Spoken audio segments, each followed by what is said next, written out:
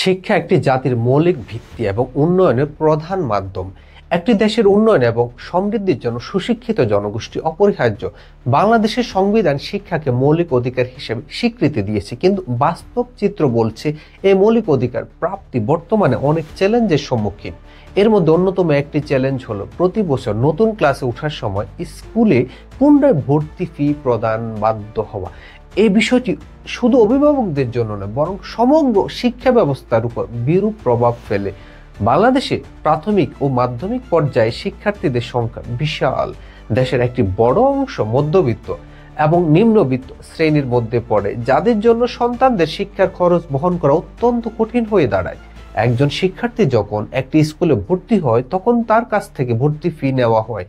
এটি একটি স্বাভাবিক প্রক্রিয়া, কিন্তু সমস্যাটা শুরু হয় তখনই যখন শিক্ষার্থী নতুন ক্লাসে উত্তীর্ণ হওয়ার পর আবারও তাকে নতুন ভর্তি ফি দিতে বলা হয়। এটি অভিভাবকদের উপর একটি বাড়তি আর্থিক বোঝা চাপিয়ে দেয়, যা অনেক সময় অসহনীয় হয়ে পড়ে। এই পরিস্থিতির মূল কারণ হিসেবে দেখা যায় শিক্ষার উপর বাণিজ্যিক মনোভাবের প্রভাব। একসময় শিক্ষাকে একটি সামাজিক সেবা হিসেবে দেখা হতো। স্কুলগুলোর উদ্দেশ্য ছিল জ্ঞান বিতরণ এবং একটি শিক্ষিত সমাজ গড়ে তোলা, কিন্তু সময়ের সঙ্গে সঙ্গে এই চিত্র বদলে গেছে। এখন অনেক স্কুল, বিশেষ করে বেসরকারি প্রতিষ্ঠানগুলো শিক্ষাকে একটি লাভজনক ব্যবসায় পরিণত করেছে। তারা বিভিন্ন ফি, যেমন ভর্তি ফি, টিউশন ফি এবং অন্যান্য আনুষঙ্গিক খরচ বাড়িয়ে চলছে। বর্তমান সময়ে ডক্টর মোহাম্মদ ইউনূসের সরকার দেশের উন্নয়নের জন্য বিভিন্ন খাতে সংস্কার কার্যক্রম পরিচালনা করছে। আমরা জানি এই সংস্কারগুলো দেশের আর্থসামাজিক অবস্থার উন্নয়নে গুরুত্বপূর্ণ ভূমিকা রাখছে। আমরা আশা করি সরকারের এই উদ্যোগের মধ্যে শিক্ষা ক্ষেত্রে এই বিশেষ সমস্যার সমাধান অন্তর্ভুক্ত হবে। প্রতি বছর নতুন ক্লাসে ভর্তি ফি নেওয়ার প্রথাটি একটি অযৌক্তিক এবং অন্যায় ব্যবস্থা। এটি শুধুমাত্র অভিভাবকদের আর্থিকভাবে ক্ষতিগ্রস্ত করে না, বরং শিক্ষার্থীদের মধ্যে শিক্ষার প্রতি নেতিবাচক মনোভাবও সৃষ্টি করে। এই সমস্যার সমাধানে কিছু কার্যকর পদক্ষেপ গ্রহণ করা যেতে পারে। প্রথমত, সরকারকে কঠোর আইন প্রণয়ন করতে হবে, যেখানে স্কুলগুলোকে বাধ্যতামূলক শুধুমাত্র একবার ভর্তি ফি গ্রহণ করার নিয়ম করা হবে। এই আইনের মাধ্যমে নিশ্চিত করতে হবে যে একজন শিক্ষার্থী তার পুরো শিক্ষা জীবন একই স্কুলে কাটালে তাকে আর পুনরায় ভর্তি ফি দিতে হবে না। দ্বিতীয়ত, স্কুল পরিচালনার খরচ কমাতে সরকার থেকে ভর্তুকি প্রদান করা যেতে পারে। এতে করে স্কুলগুলো তাদের আয়ের ঘাটতি পূরণ করতে পারবে এবং শিক্ষার্থীদের কাছ থেকে অতিরিক্ত ফি আদায়ের প্রয়োজন হবে না। এছাড়া স্থানীয় প্রশাসন এবং শিক্ষা বিষয়ক মন্ত্রণালয়কে আরও সক্রিয় ভূমিকা পালন করতে হবে।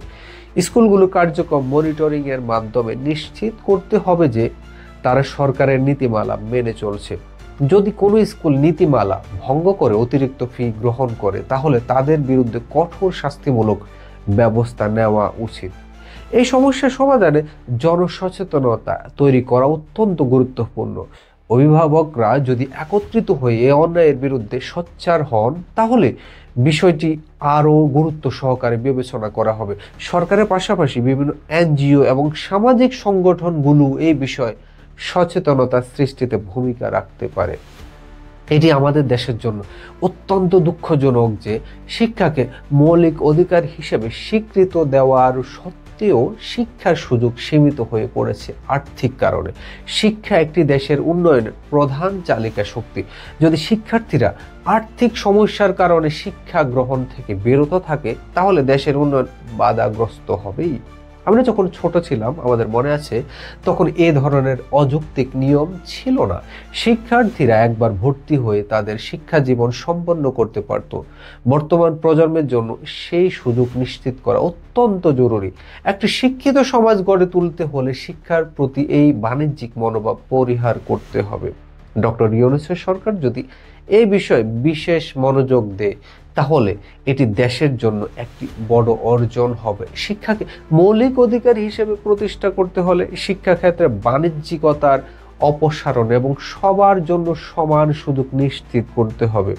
সরকারের উচিত শিক্ষা ব্যবস্থার এই সমস্যাগুলো সমাধানে দ্রুত পদক্ষেপ নেওয়া। শিক্ষা শুধু ব্যক্তিগত উন্নয়নের জন্য নয়, বরং জাতীয় উন্নয়নের জন্য অপরিহার্য।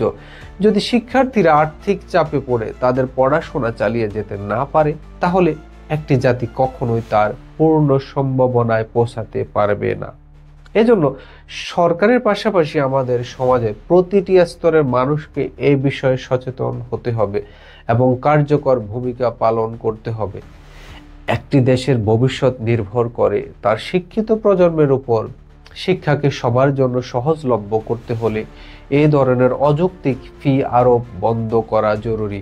আমরা আশা করি ডক্টর ইউনূসের সরকার দেশের উন্নয়নের জন্য যেসব পদক্ষেপ নিচ্ছে তার মধ্যে শিক্ষার ক্ষেত্রে এই বিশেষ সমস্যার সমাধান অন্তর্ভুক্ত থাকবে।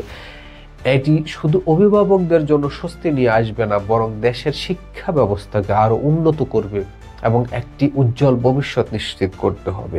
আমরা যদি সবাই চাই যে এমন নিয়ম আমাদের দেশে চালু হোক, তাহলে আমি আশা করব আমরা সবাই এই ভিডিওটি শেয়ার করব এবং আমরা চাইবো যে সবার মাঝে এটি ছড়িয়ে দিতে, যাতে কোনো না কোনো এক সময় সরকারের কানেও পৌঁছে যায়। ধন্যবাদ সবাইকে।